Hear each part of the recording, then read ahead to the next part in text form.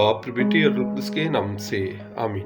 मसीह यीशु में आप सबको शालोम। आज की पहली तिलावत पहला शमूएल और उसके 4 बाब में से ली गई है। आज की पहली तिलावत के मुताबिक बनी इसराइल को खुदा मिस्रियों की गुलामी से निकाल कर लाया है।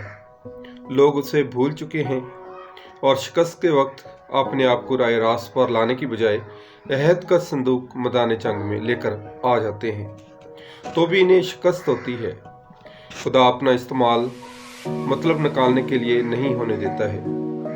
जबकि आज के अंजील मुकद्दस में कोड़ी शरीयत की कवायद की परवाह किए बगैर खुदा के कामों का चर्चा कर रहा है और दिल से उसकी शुक्रगुजारी करता है। आज के अंजील मुकद्दस मरकस की अंजील और उसका पहला बाब 40 से 45वीं आयत तक यीशु मसीह मुनादी करने और शिफा देने को दूसरे इलाकों का रुख कर रहे हैं। तो जब खुदावंद यीशु मसीह रास्ते में है तो वहां पर उन्हें कोड़ी मिलता है। यीशु मसीह और कोड़ी के दरमियान गुफ्तगू का सारा अमल इंतहाई ड्रामाई लगता है कि उस कोड़ी को क्यों कर यीशु के इस कदर करीब आ गया।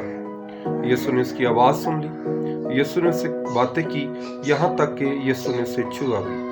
और यहूदी रवायात के मुताबिक खुदावंद यीशु मसीह के ज़माने में कोई यहूदी बस्तियों में नहीं आ सकता था, लेकिन जब खुराक की कमी होती तो फिर वो बस्तियों का रुख करते थे और वो शरीयतन नापाक होते थे और वो किसी को हाथ ना लगा सकते थे। लेकिन कोड़ी के तमाम सवाल जवाब में यीशु मसीह का जवाब कि मैं चाहता हूँ कि तू तंदुरुस्त हो जा। खुदा की हर इंसान के बारे में सोच और इरादा है कि वो हमें भी छूना और शिफा देना चाहता है। उसका रहम और मोहब्बत अजीम है। और ये कोड़ी जो है ये तमाम तर रवायात को तोड़कर खुदावंद यीशु मसीह के नज़दीक आया है। खुदावंद यीशु मसीह पर उसने ईमान रखा है और खुदावंद यीशु मसीह को उसने छू लिया है।